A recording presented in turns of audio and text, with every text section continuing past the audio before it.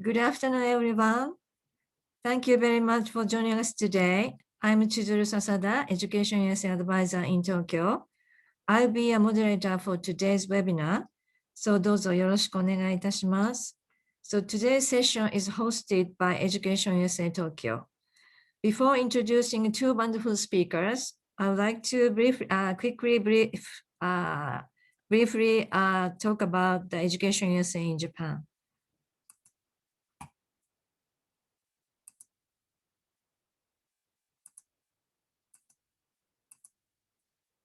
Education USA is a U.S. Department of State network of all over 400 advising centers in more than 117 countries and territories. The network promotes U.S. higher education to students around the world by offering accurate, comprehensive, and current information and about opportunity to study at accredited post-secondary institutions in the United States. In Japan, we have 6 Education USA centers at the U.S. Embassy and consulates. Again, today's session is hosted by Education USA Tokyo. This is today's agenda. 2 speakers from U.S. college and university will speak about the differences between liberal arts colleges and research institutions. Later, we have a Q&A session also. So now please join me in welcoming 2 wonderful speakers for today. Ms. Liz Nino from Augustana College in Illinois and Mr. Nathan Duggins from University of Nebraska, Omaha in Nebraska. So now I will hand it over to Liz and Nathan. Thank you.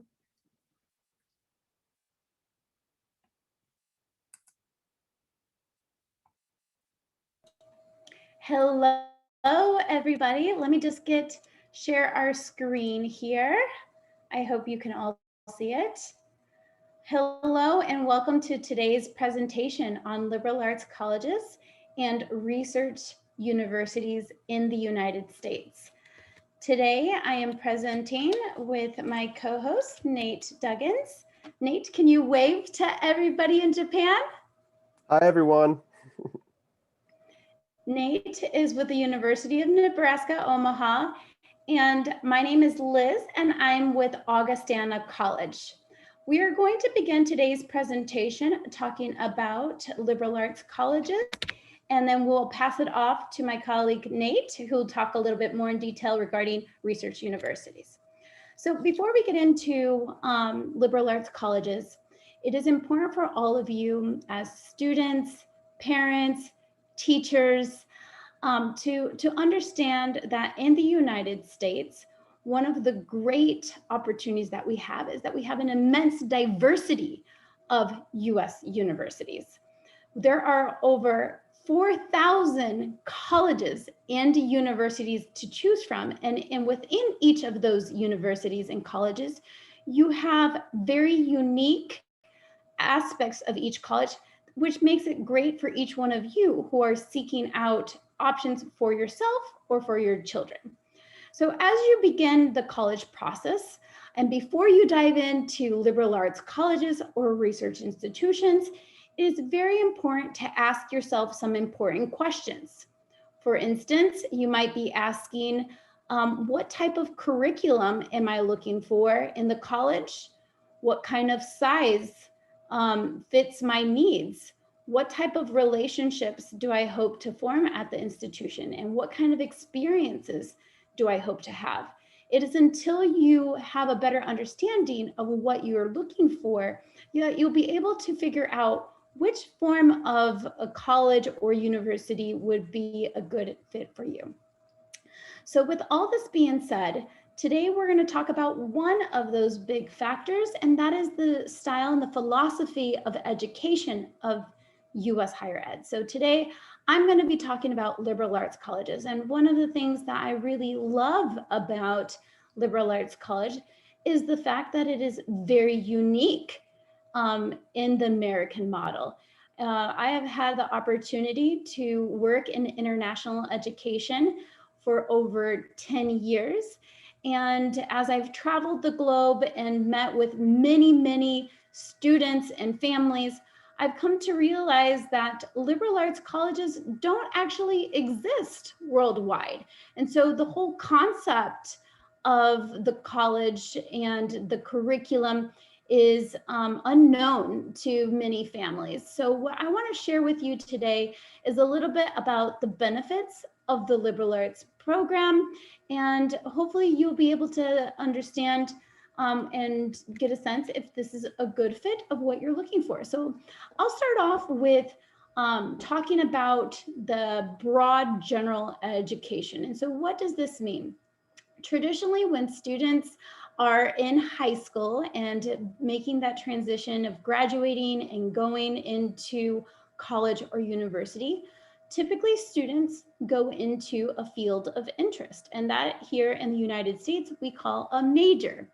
So as you look at these majors in the liberal arts context, we believe that it is important, regardless of what you study, to have a broad education, meaning that if you study, whether you study engineering, or if you study languages, or if you study business, whatever majors you have, that you still take classes outside of that subject area.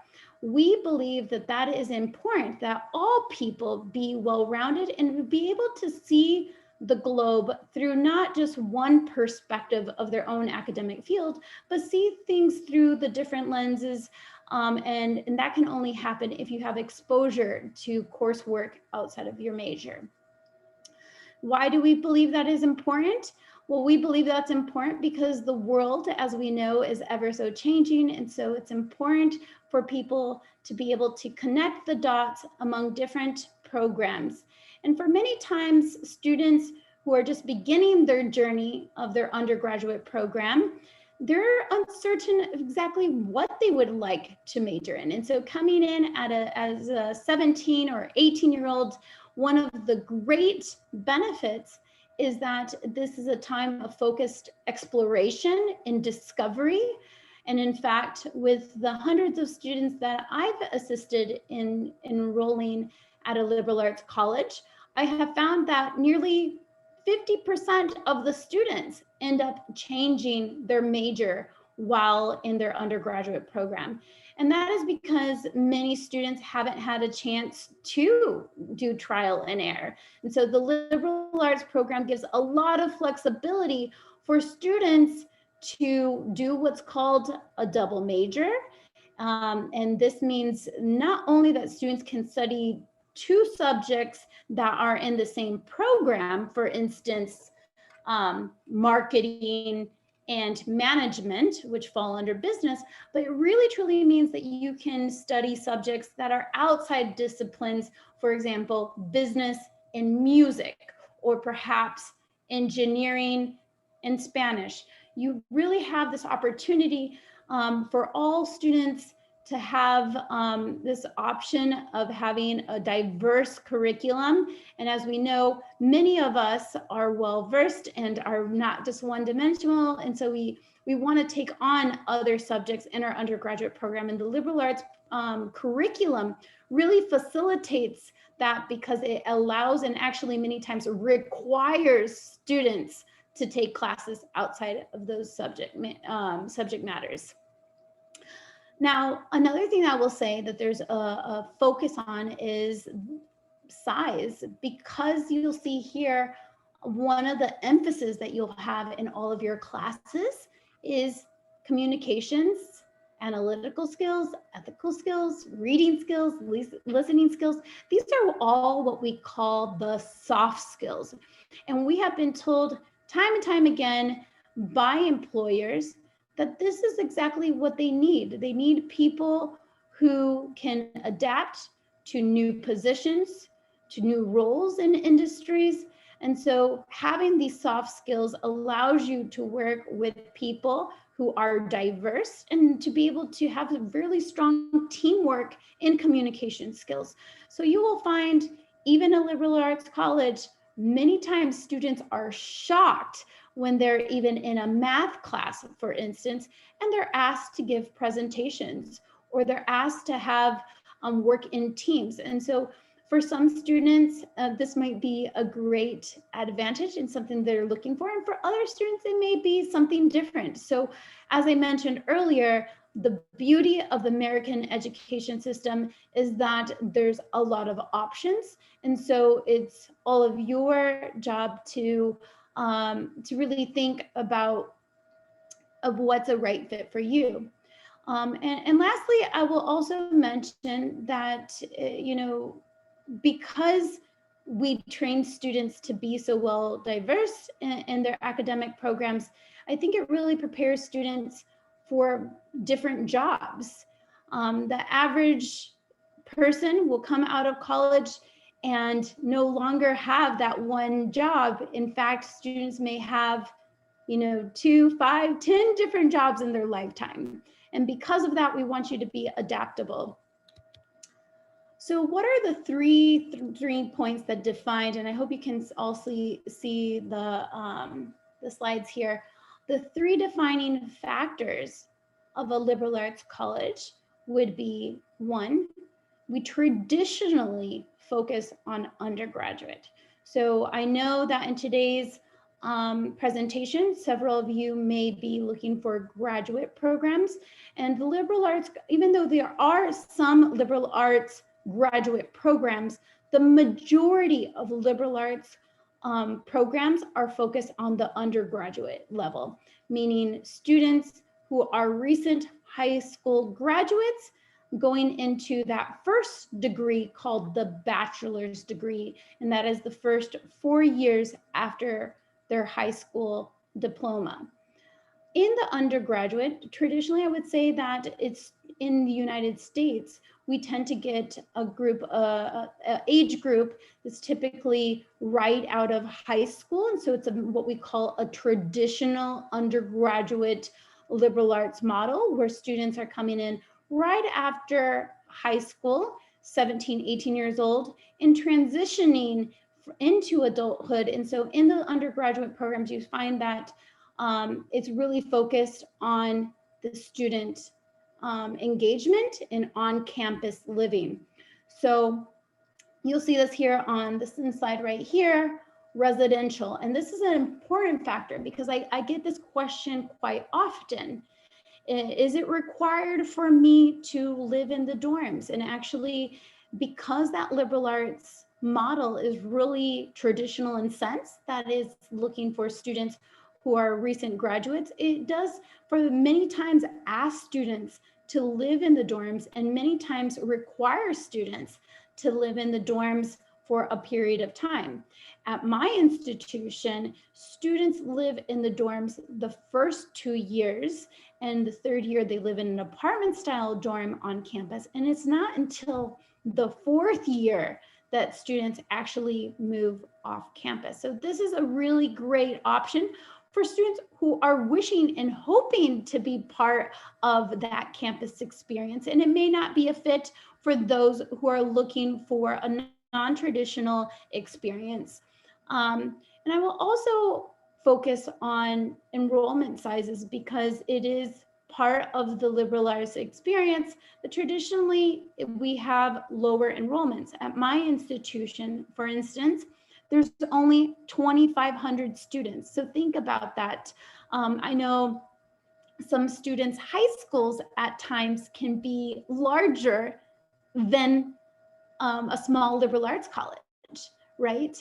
And so I ask you all in today's presentation, what would be a good size for an institution that you're seeking? At a small liberal arts college like Augustana, we typically have between 15 to 22 students in the classroom. And because of that, the nature of the classroom is expected that the student be there. And so for instance, at a liberal arts school, many times you will see that in classroom attendance is taken and it's required. Now, some students might be seeking that and other students may not, right? Once again, we explained the liberal arts context to gauge whether or not that's a good fit for you as a student. I will also say that the relationships that are formed between the students are oftentimes different at a liberal arts college because students are living on campus and they are there for 4 years. A really strong relationship is formed between their faculty and the students. And that really is a great opportunity for undergraduate students to have mentorship and advising. And I know that many times parents are seeking this type of environment because they know for many times, especially for international students, it's the first time that they're leaving home. And so going to a place where there's more hand-holding, I would say, and support in that transition is something that many times families seek out. Now, I also want to talk about this miscommunication about liberal arts colleges only focusing on the arts. Absolutely not. Liberal arts colleges have evolved. And even though we were talking about the traditional American model where you are exposed a lot to the humanities, in fact, many small liberal arts colleges offer really prestigious STEM programs in the sciences. Many of our students now take and offer, some colleges offer a bachelor's of science. And so it is important, even though we're talking about the generalities of liberal arts colleges in research institutions, it's important to know that those contexts have evolved and changed with the diverse universities that exist in the United States.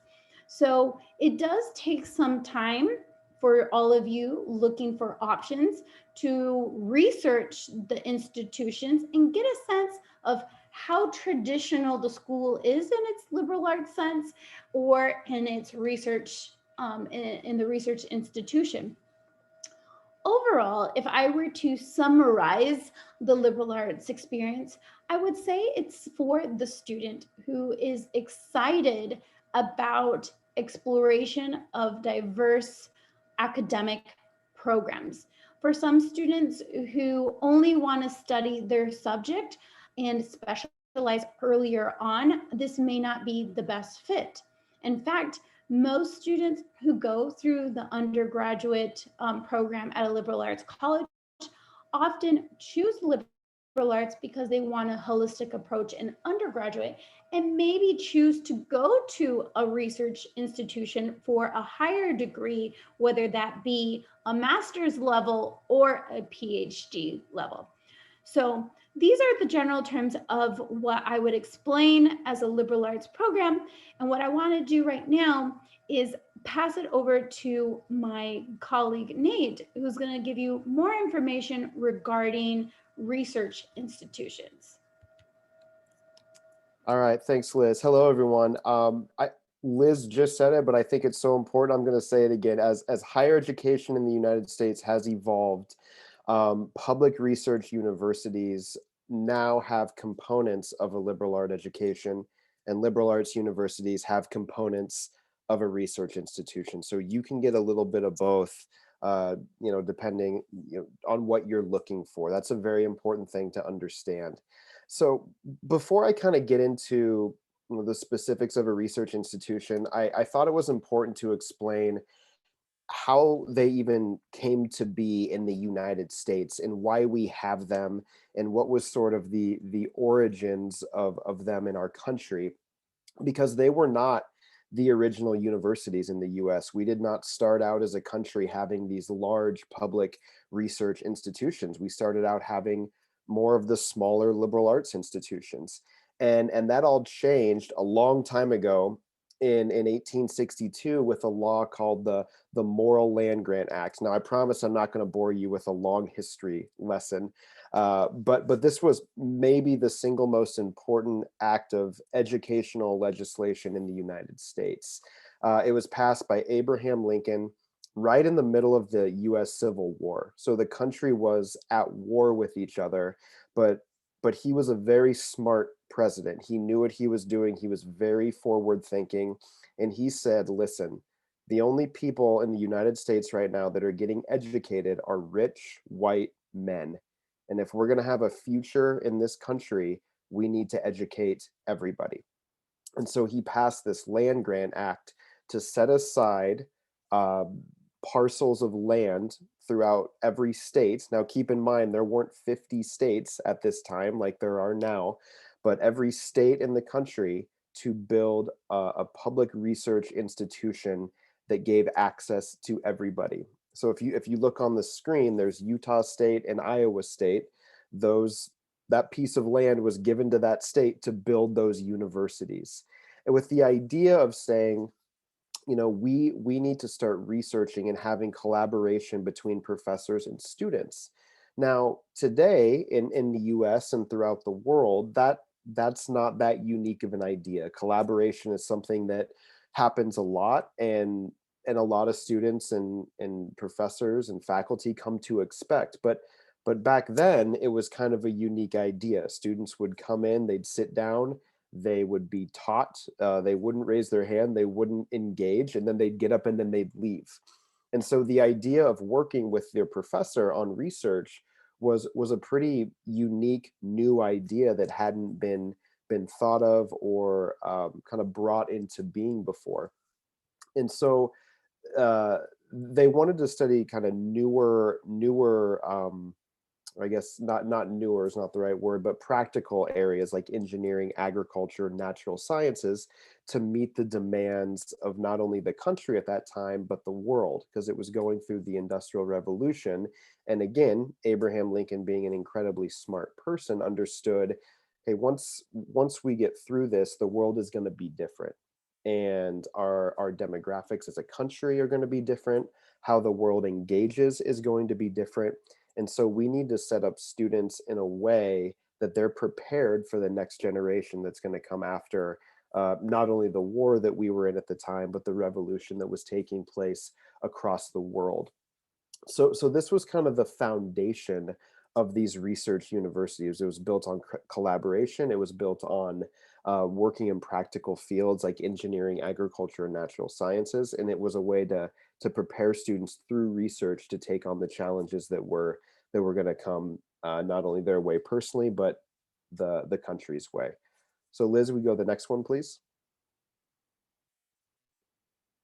So the characteristics, if you were to kind of describe a public research university to somebody, I'd say the first and the most obvious one is the size. They're going to be bigger than a liberal arts institution. I would, say maybe 7,000 to 8,000 plus would probably be a good place to start. I mean, some of the bigger ones in the United States, you're going to get in the 50,000 to 60,000 students. The largest university in the United States, I believe, is around 100,000 students, located in the state of Arizona. So these are big institutions with a lot of students, a lot of faculty, a lot of majors to choose from.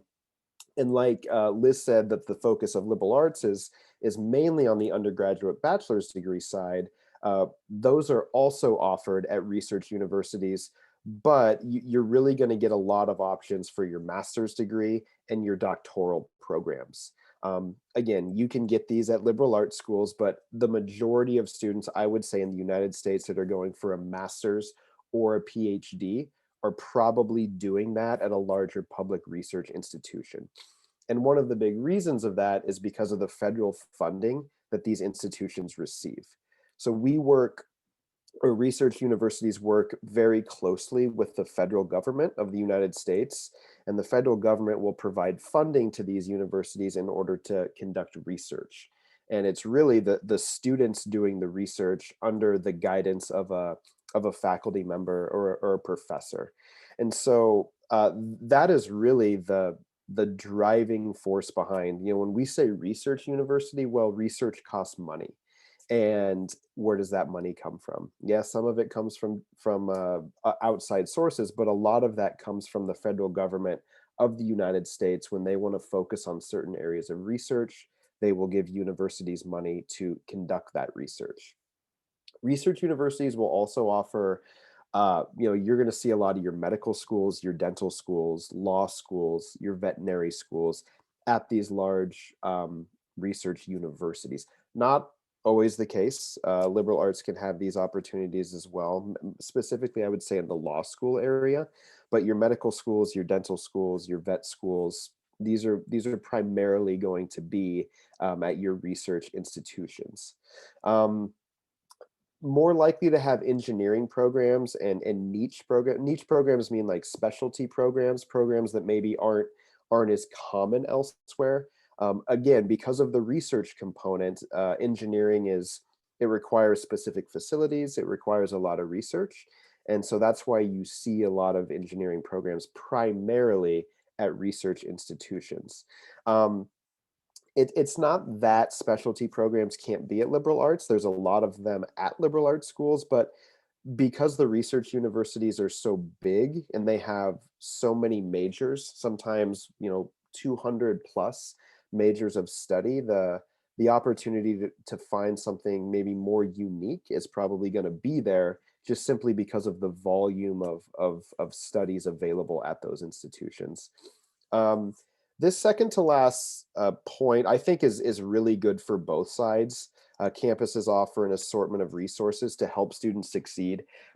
That's the case at liberal arts and at research universities. Again, going back to the size, because if you have so many students, of course you need to implement the resources to help them succeed. But that's also the case at liberal arts. And I certainly don't want to create the impression that if you go to a liberal arts school, you're not going to have the resources or the support, because you absolutely will. So I think that applies to both institutions. And then finally, for the sports fans, if anybody follows US athletics, you watch the college football or you watch the March Madness basketball tournament, and you see these massive stadiums full of fans. Those are mainly at your large research institutions. That's kind of where you're seeing that. And then one final thing I wanted to mention that's not on the list here, but it's really important, is funding in terms of scholarships and costs. Research universities tend to be a little bit cheaper than a liberal arts university, but we are also limited by the amount of scholarships that we can give. I won't get into the details because you might be bored by it, but the way that we're funded limits how we award scholarships. So if you come to me and say, Nate, I need $7,000 more to come to your school, my hands are kind of tied. I can't do a lot because governments have said that we can't give money, we can't just give it out freely. Versus if you go to Liz and say, hey, Liz, I need a certain amount of money to come to your school, she probably has a little bit more flexibility because she is not held back by the same governmental constraints that I am. So I think from a cost perspective and a scholarship perspective, that's a really important difference between a research and a liberal arts institution. So Liz, we can go to the next one, please.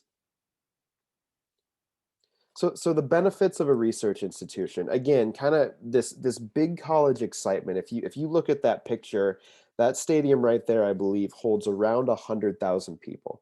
So in the fall, when college football is going on in the United States, if you want to go and have a good time with 100,000 people, and that's the idea that you want, and you want to be on a campus of a 40,000 person institution, then a research university is where you want to be. And because some of the largest universities across the country are research universities.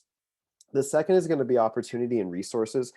Opportunities mainly in the area of research. And I don't want people to think that research is just in the sciences or in engineering. It can happen in business.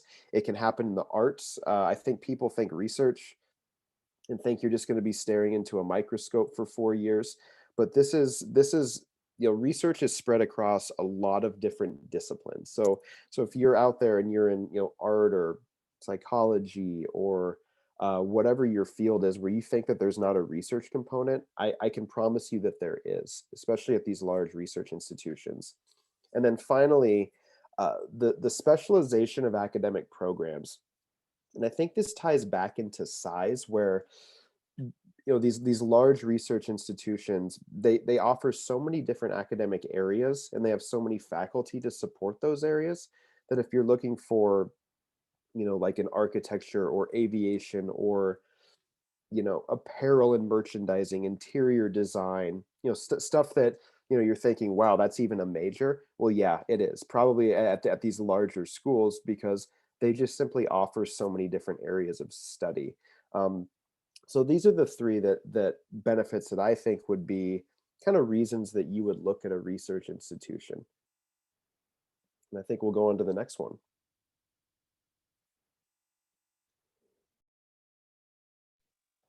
Excuse me. So real quickly, and then we'll get into your questions. We just want to talk about our individual institutions. So I work at the University of Nebraska at Omaha, which is a public research university. We have about 15,000 students total. Around 12,000 of those are undergraduates. So 12,000 are getting their bachelor's degrees, with the remainder getting their master's degree or their doctoral degree, their PhD. If you don't know where the state of Nebraska is, that's okay. We put a map right there. The state of Nebraska is highlighted in white, and then the red dot on the far right side, the eastern half of the state, is the city of Omaha. Omaha is the largest city in the state. It is around about 500,000 people. The metro area has a little over 1 million. Currently, we have 1,600 international students, and the city of Omaha is actually a sister city with Shizuoka in Japan. So we have faculty and staff travel there quite a bit, because we have really great partnerships with our Japanese students there. And with that, I'll pass it over to Liz. Okay, everybody. So once again, Augustana College, a traditional liberal arts college. So meaning Augustana does not offer master's or PhD. Our focus are right on those students graduating from high school, transitioning to their bachelor's degree. We have 2,500 students on our campus. So as you learned from today's presentation, liberal arts colleges tend to be way smaller, but with that, it does not mean less resources. In fact, that personalized attention really goes a long way. In fact, at Augustana, we have these 90 majors that students can choose from, and over half of our students do the double major and or combine that with a minor. So really encouraging students to think outside the box and be well-rounded. Over 12% of our student body are international students. So even though it's a smaller community of 2,500, there's still a lot of diversity, which is important. As you go and move away from home, you want to make sure that you are on a campus that embraces global diversity. Now, we understand that when you look at private institutions and when you look at private liberal arts colleges, when you look at that sticker price or what you would see as the tuition cost, many times those colleges can be over $50, $60, sometimes nowadays $70,000. But I want to talk to you all about the misconception about affordability, because as what Nate was alluding to in his presentation, the different from state institutions, private institutions can kind of do and manage their money as they seem fit. So because of that, the colleges typically, in order to attract talented and academically gifted students, we have very generous scholarships. In fact, at Augustana, some of our merit scholarships can cover nearly half of the total cost. And so what I try to tell students, I know that this process is super complicated, and we say, well, you cannot just define an institution one way or another. It does take time to get to know each institution individually. I will tell you that it is important to seek out institutions maybe that you've never heard of before, because they may have a particular scholarship that is perfect for your talents. So I encourage you all to begin your exploration of discovering a place like Augustana or University of Nebraska may be a good fit for you. So with that being said, I wanted to open it up to questions. And actually, I wanted to talk to you, Nate, a little bit about, I love that you were sharing this example of having specialized programs, because I cannot tell you how many times I've been at college fairs and I've had students ask me, Liz, do you have aeronautical engineering? Do you have fashion design? And I always have to go back to those students and say, no, we're only a liberal arts college. So we tend to have some more of those broad majors. And when students seek out to specialize very early on, I typically will revert them to a research institution. So Nate, my question to you, what are some of the most unique majors that you have that are probably unlikely found at a liberal arts college? Yeah, so probably the one that we're best known for is aviation. We have one of the best aviation programs in the United States. And also, I mean, we have engineering, which isn't unique for a research institution, but we have architectural engineering, which is a specific type of engineering that can be a little bit difficult to find. So I would say that, and then we have culinary business.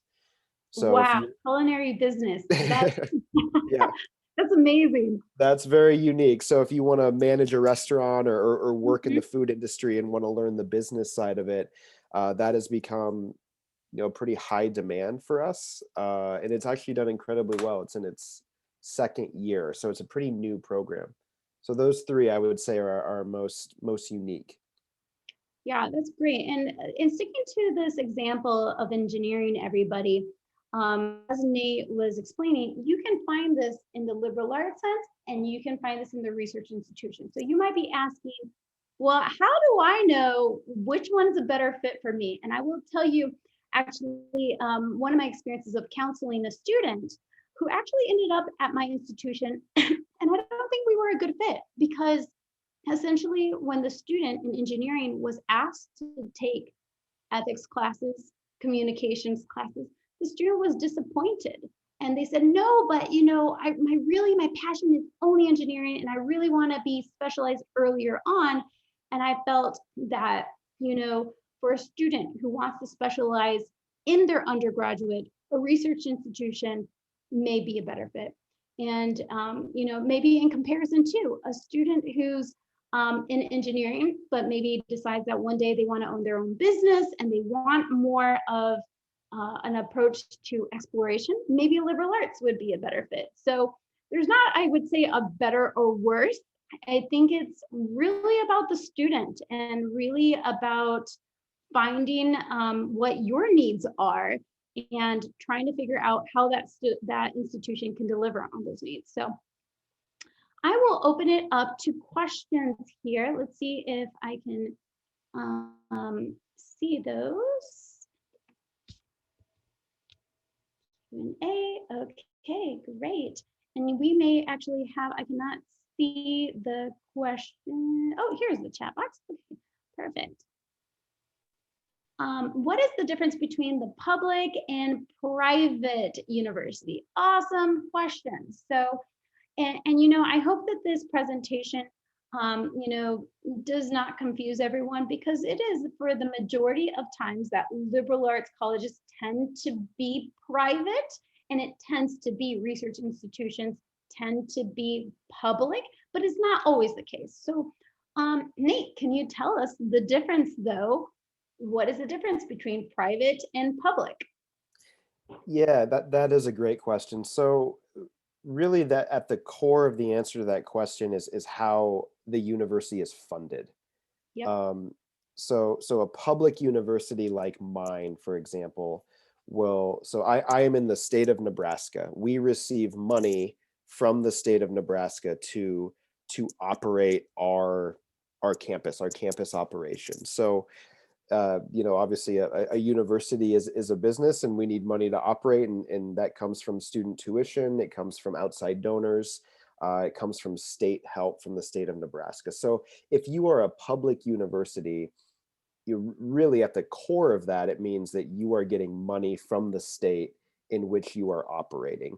And then that goes on to impact other things, like I was talking earlier, like how I'm able to award scholarships, for example, is the biggest thing, because the state says, well, listen, we're giving you this money, therefore, you can't just turn around and hand it out to students in the form of scholarships. We need to have some sort of checks and balances on that. So really, to answer the question, the difference between public and private is a public university is funded by the state, and a private university is funded privately, mainly through student tuition and other sources. But I can let Liz talk to that more if she wants to. Yeah, no, I completely agree. It gets me thinking, that many times the state will have certain initiatives.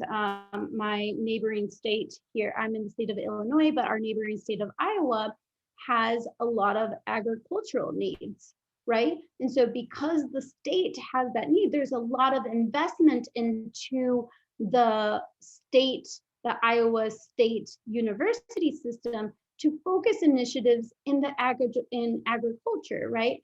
So different from the private institution, who typically decide, what majors to add based on its board of trustees and based on their own private initiatives. So yeah, definitely, I guess the most important thing of how it impacts you would be mainly, as what Nate was explaining, was in terms of scholarships and what those options may be. So typically the overall cost, I would say, would be that most affects international students. So great questions. Let's continue to open it up and see. Can you tell us about how you respond to COVID-19 situation on your campus, hybrid or fully remote, especially how most international students on your campus are currently doing? Awesome question, because we're living that right now. So I guess I'll tell you a little bit about Augustana's experience. So we're a smaller institution, 2,500 students, and because of that, the nature of a smaller classroom really allowed us to social distance. So we reopened in fall 2020. Out of the 2,500 students, all but 200 students returned to campus. Students were given the option if they'd like to participate in remote learning. And so some students did prefer that. But I will say that the majority of students opted in for in-person instruction. Obviously, we had tight protocols and things that the undergraduate experience had to change, right? So students were asked to wear masks, social distance, the way that we would have group gatherings with clubs, extracurriculars, athletics, all of that had to change.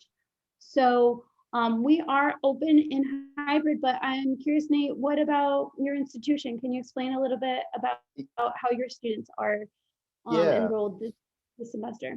Yeah, so we're a little bit different because we're bigger, 15,000 total students. So most of the student body as a whole is doing fully remote right now. But if you break that down to our international students, which I saw the question asked, most of our international population is hybrid, meaning they're taking some classes remotely and some classes online. So right now, about 30% of our course offerings have an on-campus component to it. And so the majority of our international students are doing, at least one class online. So that's kind of what we're doing with the plan to return to fully on campus, back to normal, whatever that's going to look like for fall 2021. But great question. Yeah, everybody, we're hopeful. We're all hopeful, and things are looking like there's a light at the end of the tunnel, and we're hopeful that by next fall that life will return with some normalcy, we hope. But more information to come as we get closer to the vaccine rollout. So more information to come. Okay, just want to make sure I'm not missing questions here. I would like to study engineering or architecture. Which do you think would be best, a liberal arts college or research institutions for a bachelor degree? So Nate, what are your thoughts on this one? Well, I mean, two thoughts. I think if you're looking at engineering, I think you'll find the majority of engineering and architecture programs are going to be offered at research universities, like mine. However, I mean, that's not always the case. You can find liberal arts engineering programs. They're more rare, but they do exist. And really the question comes down to, in my opinion, the experience. Liz and I, we went through and talked about the pros and the cons of each and which one you think sounds better for you. Do you want a 20,000 person campus, or do you want 20 people in your classroom? So I think from a practical side, you're going to find more research universities that offer engineering. But if you don't think that a large campus experience is something that you want, then I would lean, more towards looking for the engineering or architecture on the liberal arts side. Yeah, exactly what Nate said. You have to think about what's a good fit for you. If you're looking to specialize earlier on and also looking for research opportunities, sometimes at the liberal arts colleges, we don't have all of the same labs and technology that the larger institution may have. We may expect our students to have more of the broad education at the liberal arts sense and then go on to do a specialization in a master's level. So it takes some time to try to figure out and weigh out the different options and the benefits of each option that you have. So definitely reach out to us if you have other questions regarding that. Next question, is it possible for students to transfer from a liberal arts college to a research university for a bachelor degree? And yes, it's definitely possible. In both ways, everybody, you can transfer from liberal arts to research or research institution to liberal arts. The most important thing when transferring to an institution, and listen to this because it's important, is connecting with that school and understanding which credits or which classes will be counted for credit. And that will depend on each institution. So let me give you a hypothetical. Let's say that you were studying engineering at Nebraska, and then you came to Augustana. We might say, hey, well, you never took the required ethics class that we have as the liberal arts education. You have to take this now, right? Or you might transfer from a liberal arts college to a research institution. They might say, we're not counting that class in, communications towards your engineering degree because that one doesn't fall in. So it just takes some, homework and asking each institution. And they typically, the school will come back to you with which classes came and which ones are transferred. Would you add anything else to that, Nate? No, I would not. I think you nailed it. That's exactly right. What would you say about this one? Is there a difference applying to a research university versus a liberal arts college? I would say overall, not really. I mean, every university in the US is going to have kind of a few differences, but really we're all looking for the same things, transcripts, essays, letters of recommendation. Some institutions might ask for a few additional things here and there, but there is not a completely different process for a liberal arts university versus a research. I mean, a lot of them are they're on the Common App together, so it's kind of the same process. So no, I would say that there's not a massively different process. It's just important to to reach out to that university, people like us, to the universities that you're applying to, to fully understand what are the documents required. But a lot of the core documents that I just mentioned are going to be the same across research universities and liberal art institutions. I would completely agree. Under the current situation, it is difficult to do extracurricular activities like before. And that makes me difficult to write an essay. Do you have any advice? Did you change any application requirement for 2021, 2022? So I will tell you all that even though extracurriculars, yes, are important, universities completely understand that we are all living through very uncertain times, and the way that we would engage in the past is not the same way that we are engaging now, right? So I would say that, in particular to your question regarding the essay, I will remind you all that your essay doesn't always have to be, excuse me, about extracurriculars. It can be about a thought. It could be about a relationship. It can be, so I tell students to take some time and to think about meaning. And many students this year have written about the impact of COVID and how that's affected them. So not necessarily would I say that extracurriculars are going to, especially this given year, are going to be a decider. It'll be one of the factors, but not all of the factors taken into consideration in your admission. Can international students receive COVID-19 vaccine? Nate, I give you the harder questions. Yeah, so that's a great question. I mean, right now in the United States, they've established a priority list. So right now, the oldest, I would say, most vulnerable populations are now getting the vaccine, and then some, other populations like nurses and doctors, higher education folks like us, but young, healthy students are kind of lower on the list because they're at a lower risk of getting the disease and having it impact them less than somebody who is higher up in age. Can they get the vaccine? Honest answer is I don't know. My guess is yes, they can. The question really is, will they be charged for it? Because the US is paying for this, and I don't know if that means everybody that's in the US or if that is just citizens. A lot of these students are on health insurance, either privately or through the university, and whether that will cover it or not. So that is a phenomenal question, but there's just a lot of unknowns, both for me personally. I don't know when I'm going to get the vaccine. So do I think so? Yes. Do I know for sure? No, I don't. I think everybody will have more information as time passes. What we're hearing on the news here is that we hope that the majority of people will be vaccinated by the end of the year. So I think as time passes, we'll have more clarity of this list of people who will be on the next checklist of people to sign up for the vaccine. Okay, some of these, okay. I am an adult graduated from Japanese university. I'm interested in studying for 1 year, not seeking degree, but for personal interest, general knowledge and English skills improvements. Is it possible to study and take classes only for 1 year?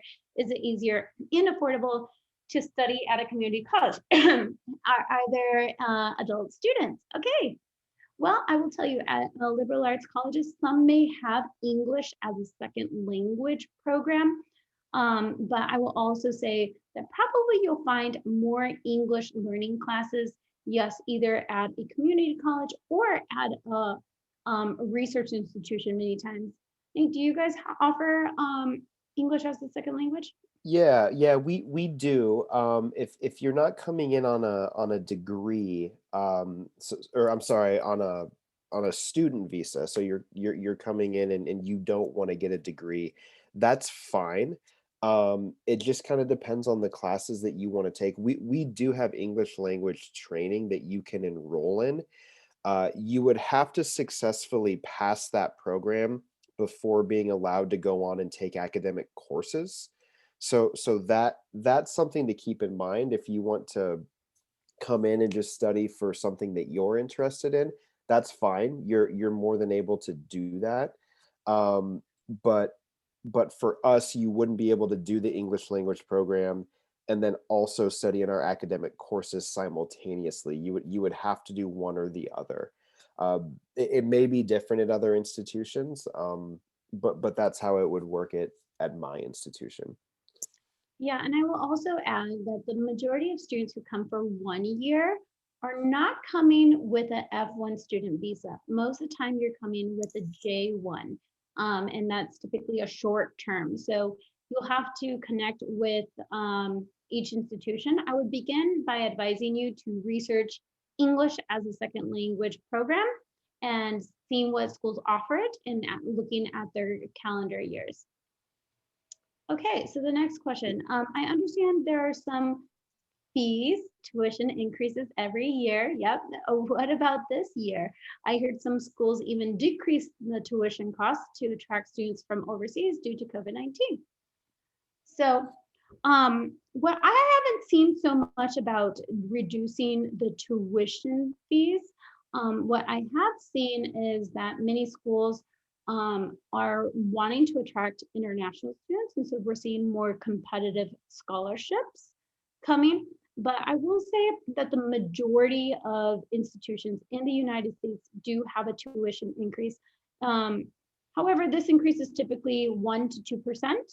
So I don't know, Nate, I know we offer, our tuition does go up. Does your tuition go up, or do you have a locked tuition for students when they enroll? No, historically it's gone up, and usually that happens in June. Before the start of the fall term, which begins in August. I don't anticipate it. I can almost say with certainty it won't go down this year, but I think, like you said, it'll go up, but you'll see some changes in scholarships to help make it more competitive and have students be able to afford it more. Liz, I think we skipped some that I'm looking at here. Okay, here we go. For the extracurricular activities, do I have more opportunities at the larger institutions, and can I play sports at a liberal arts college? Okay, great. So I will say that extracurriculars are found at all institutions in the United States, but they are obviously more prevalent in some more than others. Not necessarily liberal arts or research institution. It's just about you connecting to the institution and getting a sense, and I would highly encourage you to follow their social media pages and talk to students who study there and get a sense of the student life engagement. In regards to sports, I will say that that is one aspect that is very, very different. Typically, you will see at a liberal arts college, we typically have Division III athletics. And you'll, like the stadium that Nate was showing earlier, those big stadiums, typically you're going to find that at the larger research institutions. Nate, anything else you would add for students who are looking for that sports life and on a college campus? Yeah, we have another presentation just devoted to athletics because it's such a big thing in the United States. And just, very quickly, a lot of these big research universities, they're Division I athletics, which are the highest level that you can play. And it's very difficult. Less than 1% of students are Division I athletes. But what you can do, like from an extracurricular, is you can play what are called club sports, or they're called intramural sports, meaning like you just play and compete for fun. So you don't have to be, like a scholarship athlete. If you want to play basketball or baseball or whatever it is, you can form a team and just play for fun. So if you want to stay active and stay competitive, there is absolutely opportunity to do so, both on a liberal arts and a public university campus. But when it comes to being like a scholarship college athlete, those are very, very different at a research institution and at a liberal arts institution. Yes, that's a good point. Being part of sports and being a fan is different than making the team, right? And I think one of the things that many times I struggle with when students are reaching out and trying to figure out, can I make a Division I athletics in the States? I would for all of you in today's chat who are looking to play on a varsity team, to start the conversation with the coaches. Typically students who are Division I talent are being recruited. So most of the time those relationships are already being made with coaches who are actively reaching out to them. And I would encourage you all to also have videos and things like this that you can send and share with institutions. Would you tell me about the current situation of OPT and homestaying? I will tell you, my students are all getting OPT, and things are, for those students who are in the United States, their OPT, there have been some delays with OPT, but the majority of students, they're just coming a little bit later, so they're still in the US. I haven't had any students having to leave the country because they had not gotten their OPT in time. So that has not been presented a problem at my institution. Nate, have you seen any students not receive their OPT on time? No, exactly the same. I haven't heard of or seen any disruptions in regards to OPT because of COVID. So it's been pretty smooth. So kind of the same experience that you've had. Yeah, and I will tell you that at all of our colleges, whether it's liberal arts or a research institution, you have offices, not in admissions typically, but an office of international student services. And in these offices, you have immigration experts that are working side by side with students, guiding them through that process. So there shouldn't be at any point where students are feeling lost in that, they're not certain of what's to come with the OPT, because you'll have that personalized guidance from the institutions. So do you offer financial aid to international students even at this time? I will tell you that in all of my years of working in higher ed, this is the time where I've seen so many institutions giving financial aid to international students. And I think that, there have been many shifts of how students, even in the United States, are going to college. And so colleges are eager, I'm telling you, eager to attract international students. And we do our best to give out generous scholarships. I think that the one misconception is that many students sometimes think that there can be full scholarships. And I have seen more of just partial scholarships than full scholarships. Nate? Yeah, we've awarded more scholarships this year than we have in the past. And I just wrote a proposal today to increase the amount of scholarships that we give. So, yeah, COVID has not stopped institutions, from what I've heard, from giving scholarships. In fact, it's kind of increased it because, we want you to get here so badly. So, yeah, we're still giving scholarships for sure. So in regards to scholarships, everybody, I would definitely encourage you to reach out to each institution, because regardless if it's liberal arts, regardless if it's research, every institution has their own policies regarding how they award both merit scholarship based on academics and financial aid based on need. And our last question, what does test optional mean? Even for test optional schools, is it better to submit test scores?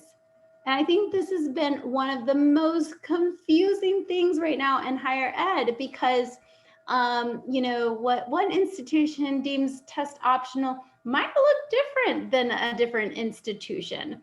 So I will tell you, in my experience, test optional, there's two definitions, everybody, and I will pay attention to this because it's complex. Test optional sometimes is defined where students do not have to take any test. No ACT, no ACT, no TOEFL. They are just making that decision on your high school transcripts. But the majority of schools, when they are saying test optional, they're saying you do not have to do an SAT or ACT, but you still need to show proof of English proficiency, right? And you'll see this many, many times, because the institutions many times cannot base a decision just on your academics, because there has to be some type of guarantee that the student can be successful in a curriculum that is all in English. So at my institution, we have test optional, but we still require English proficiency, but that can be met through a TOEFL, an IELTS. This year, we incorporated the Duolingo English test, which, if I cannot promote even more, because it's super accessible, students can take it from home. And then we're also offering interviews for students as well. So Nate, what does test optional look like for you guys? Yeah, great question. And thanks for all the questions. These were phenomenal. a lot of times test optional will mean you don't have to submit an ACT or an SAT, but you still have to submit proof of English proficiency, meaning TOEFL, IELTS. And like you, Liz, we just added Duolingo as well. So we are test optional in the fact that we don't use ACT or SAT for admissions. You don't have to submit that. Now, one thing that I will tell students when they see test optional, usually that'll mean what Liz and I are talking about. You don't have to submit an ACT or an SAT to get admitted, but you might have to submit it to get a scholarship. That is something that can be common, at universities across the US. Well, you don't have to submit a test to get admitted, but if you want a scholarship, you got to submit a test. Well, everybody wants a scholarship. So I think that's something that's important to understand as well. And that is where reaching out to your university, the people like us at your institution is so important, because you don't want to miss a deadline or miss submitting something and potentially lose out on receiving a scholarship or financial aid of some sort. Yeah, really good question. Really good question.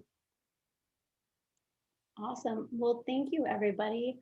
As summary, U.S. higher ed can be complex, but there's great opportunities. And so starting the college search early will help you find your dream school. So keep on attending these events. Hopefully you will get to learn about some really great universities and colleges in the United States. And hopefully we see you on our campuses. I'll pass it back over to EducationUSA.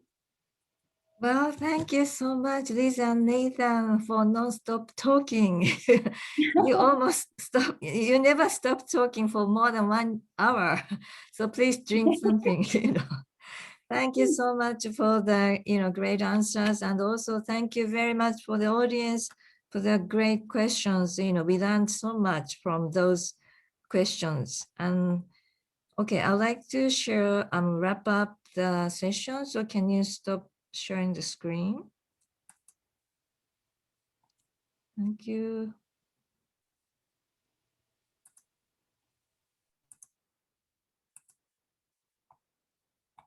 Sorry.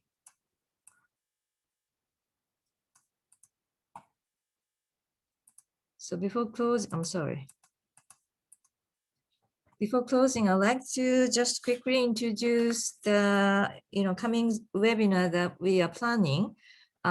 This is the list of the webinar that we are planning, and then you will have opportunities to listen to the EducationUSA, which like this and that at lunchtime talk series. So I hope you will make the best use of such webinars. And also I'd like to introduce our YouTube video channel like this, which you can see the videos of the past webinars of the different variety of topics. For example, there are some interesting topics that how to write good essay or recommendation letters. So I hope you will take a look at them, and hopefully they'll be helpful for your preparation. And also, please follow the Twitters by EducationUSA Tokyo and America Taishikan Tom US Connect for the new webinar information, and also the scholarship information by US institution. So thank you very much for joining us today, and wrapping up. Okay, it looks like that we are running out of time, and thank you so much, Lisa and Nate, for the wonderful presentation and for staying up so late at night.